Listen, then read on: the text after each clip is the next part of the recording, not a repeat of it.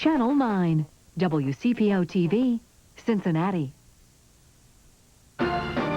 This is Channel 9 News at 11 with Carol Williams, Randy Little, Clyde Gray, Bob Allen's weather, and Dennis Janson sports. Good evening. Iraq's Air Force is finally out of hiding. In a bold move, Saddam Hussein sent his bombers after the American fleet, but it didn't work. Here's the latest on the Gulf crisis. Iraqi jets today ventured into the Gulf to try and attack the American fleet. 2 of the 3 were shot down. Allied troops today liberated a small island off the coast of Kuwait. 50 Iraqi soldiers on that island surrendered and were taken prisoner. Iraq released the first pictures of bomb damage around Baghdad. Iraq says civilians have been injured. And U.S. ground troops have exchanged artillery fire with Iraqi forces near the Saudi-Kuwaiti border. Saddam Hussein today told his troops the Allies are cowards because they have not yet launched a ground offensive. And the UN tonight turned down a request from Arab nations to open debate on a Gulf ceasefire. Instead, the Security Council repeated its call for Iraq to get out of Kuwait. Until today, the Iraqi Air Force had been relatively quiet, often running rather than fighting. But today it made a daring move, venturing into the Gulf in search of American ships. Fortunately, the planes ventured right into the path of an Allied fighter pilot. Tonight we can show you what an actual dogfight is like. Some of the screen has been blackened out to protect military secrets. The first target destroyed! The first target destroyed! An Iraqi jet fighter shot down in combat. It almost looks like a video game. Saudi Arabian F-15s intercepted 3 Iraqi planes which were on their way to bomb Allied ships in the Persian Gulf. The pilot you hear is Captain Ayed, credited with the first double kill of the war. Part of the cockpit screen is blacked out by military sensors. Roger, bandits! Both target destroyed! Both target destroyed! Copy, both flashed. That's affirmative. I can confirm that 2 of these aircraft were intercepted and destroyed by Saudi fighters. The third discharged its weapon out of range of any target and fled to base. We now have the first pictures of bomb damage in Iraq. The Iraqis claim this was a baby food factory, but the Allies say it was a biological weapons plant. And these are the first pictures of Iraqi casualties. These people lived in a residential area in Mosul, a city that housed a large Iraqi military installation. Iraqi leaders have released only the footage it feels will have an effect on the Allies. They even paraded POW Jeffrey Zahn in front of TV cameras again today. But the soldiers in the bunkers on the front lines of this war will not be swayed by propaganda. They say they already have a plan. I feel it's about time we bloodied his nose.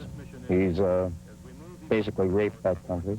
He needs to be extracted.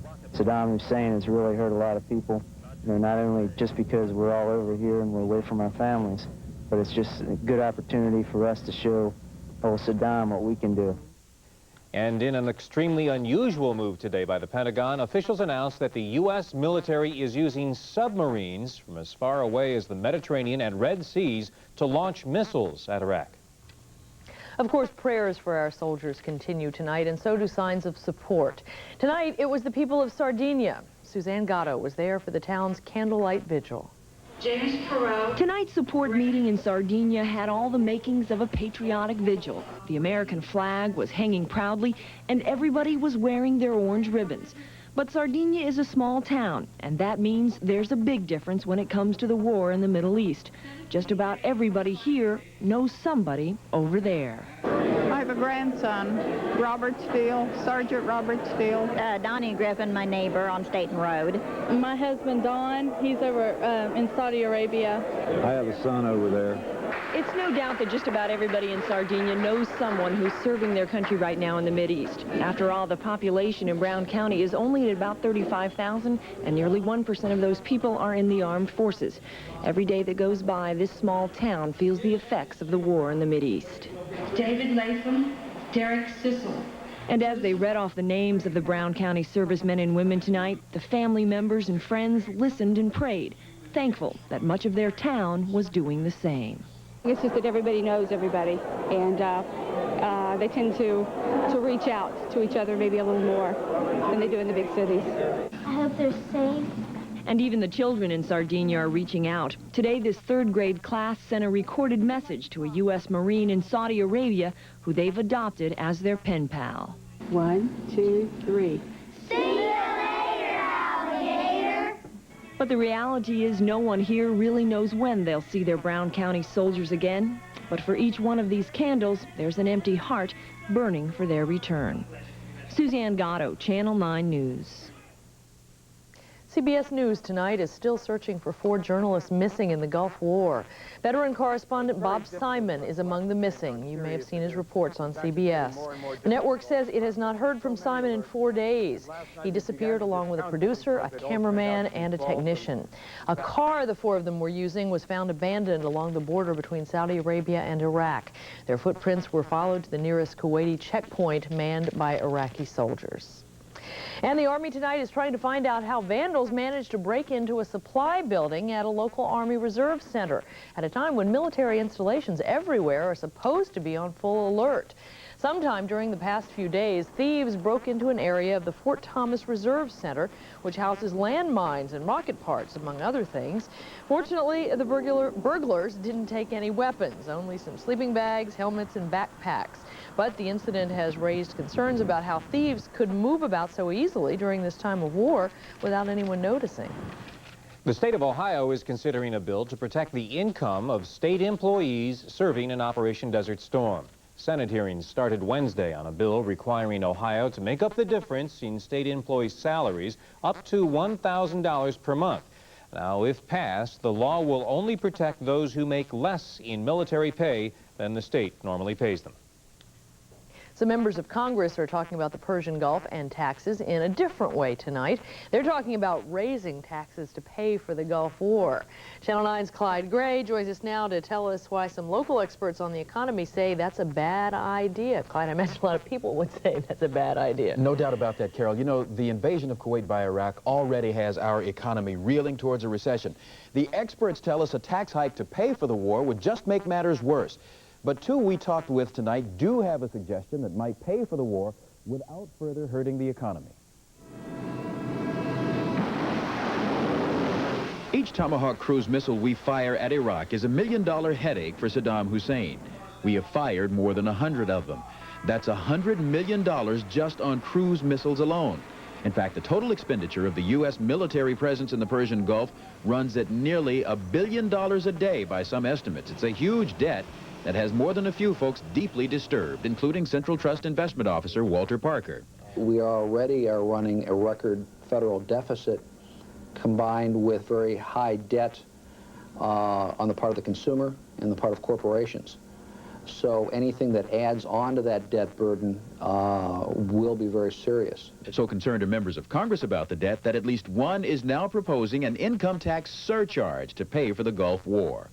I'm puzzled about why somebody would make that kind of a statement. UC economics professor Charles Berry says war bonds would be a better option because increased taxes would take a bite out of consumer spending, while bonds wouldn't. In terms of economy, it's not that big a deal. If you're worried about it, sell bonds. Pay it off over a long period of time. Don't cut back further on what the economy is by having a sudden shock with a tax increase, because then people won't buy other things that they would want to have. And Walter Parker says a tax increase for the war, or any reason, is a bad idea going into a recession. People are very nervous right now because the economy is weak, because of local domestic problems, compounded by the fact that we're at war. Now is not exactly the best time to be increasing their taxes. Berry and Parker say war bonds have another non-economic benefit as well. They allow people to use their dollars in a patriotic effort, just like during World War II. The bonds are voluntary, so that people who can't afford them don't have to buy them, unlike taxes. And finally, the government can take years to pay off those bonds. Carol? Sounds like a good idea to me. They sure seem to think so. Yeah. All right. Thanks, Clyde. And still ahead tonight, a manhunt in Northside. Police are looking for clues in a string of 5 sexual attacks. And these eggs were supposed to be healthier, but now the FDA has found a problem with them. Tell you, big night in sports. X played, UC played, the Cyclones were at home. We'll have that and more coming up in a few minutes. Stay with us. Sports is coming up. Tonight, a Cincinnati police task force is hunting for a serial rapist who apparently tried to strike again yesterday. Extra patrols were out today in Northside near Schwab Middle School. Since October, 5 teenage girls have been attacked at gunpoint. Police think the rapist is the man who tried to lure a 13-year-old girl into a wooded area near Schwab yesterday. The girl got away, but the attempt has Schwab officials taking steps. A police officer, if not several, to come out and go to individual classes. We think it would be much more effective on a small group basis to talk to the young people. Police have put together several sketches of what the rapist may look like. If you think you recognize him, please call Cincinnati Police. A maximum sentence today for a man who served drug-laced spaghetti to 2 women and then sexually abused them. Nicola Iannone was sentenced to 3 years in prison. However, Judge Norbert Nadel said Iannone will get jail credit for the time spent in an Italian prison while fighting extradition to the United States. So Iannone will only spend a few months behind bars here. Former Cincinnati police officer Roy Hyder was sentenced to 60 days in jail today. Hyder admitted taking $70 from a purse placed in his custody during a police integrity check. It turns out a new brand of eggs that's supposed to be low in cholesterol is also high in iodine. So the Food and Drug Administration is asking that Heartland's best eggs be taken off the market, at least until more tests can be done. The iodine in the eggs comes from sea kelp, which is added to the feed of Heartland's best chickens. Scientists say they're not really sure of the long-term effects of extra iodine. Topping our business section now, a setback for NCR's effort to stop a hostile takeover attempt. A federal judge ruled today that NCR has to turn over a list of its shareholders to AT&T. AT&T plans to use the list to lobby NCR shareholders to go along with its $6 billion offer to acquire the Dayton-based computer company. And Riverboat Row could have a new look soon. Rolling Stones bass player Bill Wyman and Cincinnati developer Fred Mayerson are cooking up plans for a new floating restaurant. It would be a Cincinnati version of Wyman's London hotspot, Sticky Fingers. On Wall Street, optimism about lower interest rates extended yesterday's rally, and so today, the Dow gained another 24 points.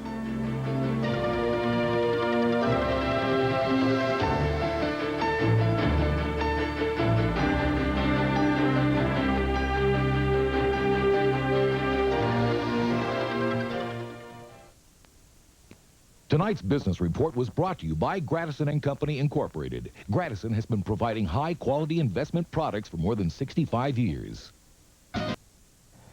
There's a big weather maker heading up toward the tri-state region tonight. Could be making some snow for us. Let's check with Bob Allen. He's over at the weather map. And what do we got cooking up for the weekend, Bob? We've got some snow on the way. It's going to be another cold night for the tri-state tonight, Carol and Randy, and snow is on the way. High temperature this afternoon at 4 o'clock was 33. The low temperature, it's 17. We do have a wind chill in effect. That gives us a temperature of 2 degrees. That's what it feels like when the wind, as it is blowing. Down tonight to 10 degrees. Tomorrow we'll start with sunshine. By the end of the day, it'll be cloudy. That's when we expect the snow. And a high temperature tomorrow, only 27. Then tomorrow night, I'm saying mid or early evening we should start to see some snowflakes flying. Overnight low 17 degrees. By the time Saturday early afternoon comes, I'm thinking we should have a little bit of snow on the ground. Here's why. There may be some snow out to the west of us, but there's a lot of junk to the southeast of us. In northern Georgia, up to 7 inches of snow already on the ground. And then in other spots south of Atlanta, like Valdosta, Georgia, 4 inches of rain this afternoon in a 24-hour period. Tallahassee, Florida, about 1.5 inches. And then as we go up the coast in the mountains of South Carolina, up to 6 inches already on the ground. That's snow, folks. And more is expected for South Carolina and North Carolina, Maryland, and Virginia as the cold weather and the moist weather travels northward. That's not so much what we will worry about. It's the storm centers in Wyoming and Colorado that we're going to worry about. They've got some snow brewing out there. They're going to take a little bit of southeasterly dive and then move back to the northeast. When it comes to the northeast, it drags up the moisture and it pulls down the cold air. That's what will give us the ingredients for a snowfall. A little one, but it will be a snowfall. First starting with flurries, then ending with flurries. And I see a little accumulation out of this one. Travelers forecast for the day tomorrow. St. Louis, snow 32, cloudy 22 Chicago, 32 at Washington, but partly cloudy. Atlanta will start to dry out, a cool 40 though. Out to the west, 29 at Denver, 41 at Seattle. A pinpoint forecast for Friday. Mostly clear in the morning, temperature 10 degrees, 22 at noon, 22 at 7 p.m., and I think at 7 p.m. we should be seeing a little bit of snow. 5-day forecast. We begin the day Saturday with some snow, and a few flurries will be around till late afternoon or early evening. 32 the high. Fair and dry, 35 on Sunday. Some clouds, 45 on Monday, and we get down to 40 on Tuesday, when we could have some rain, possibly mixed with some snow. Hope you had a good Thursday and make Friday just as much a winter. It's going to be a pretty winter day.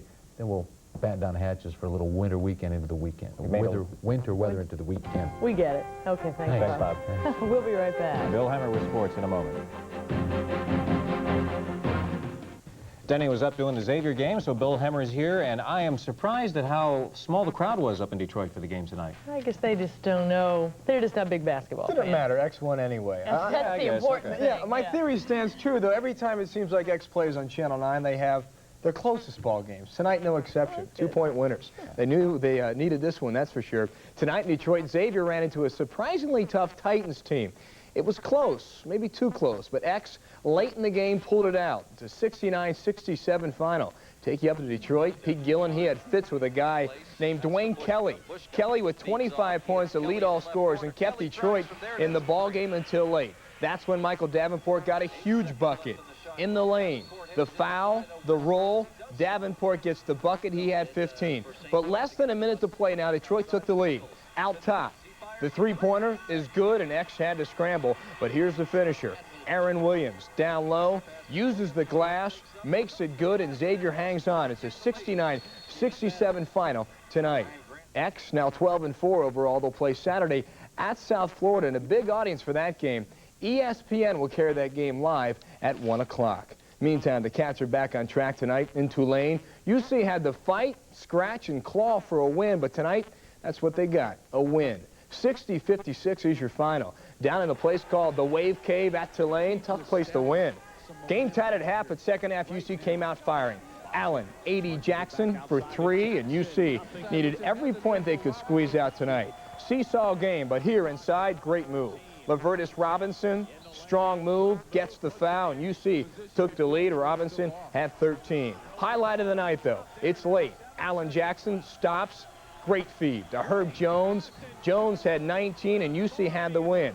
It's a 60-56 final. Great win on the road and in the conference for the Cats. And UC now 10-6 on the year. They'll play at Southern Miss on Saturday. As for Ohio State, they're still perfect. 17-0 winners tonight over Minnesota.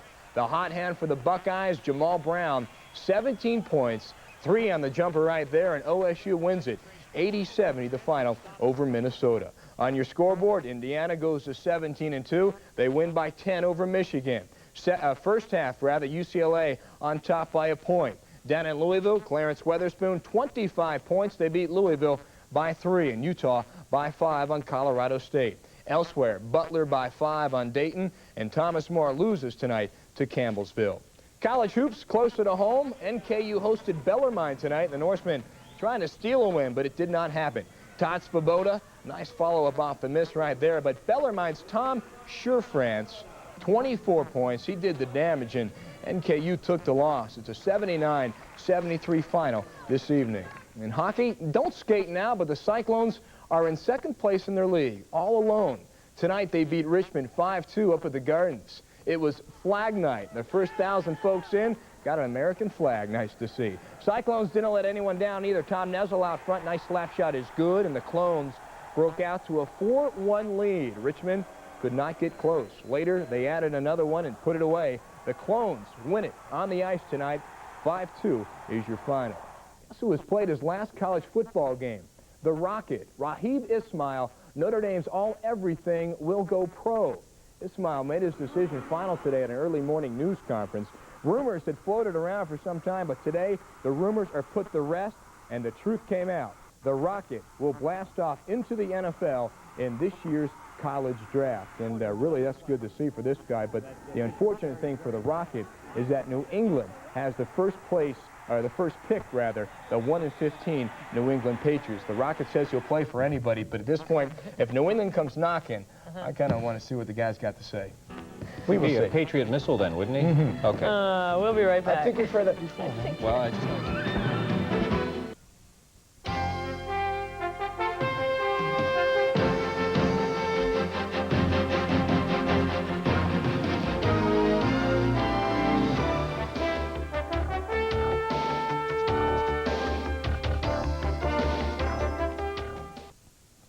Here's a recap of what's happening in the Persian Gulf War at this hour. 2 Iraqi planes and 2 Iraqi ships were destroyed by Allied forces in the Persian Gulf today.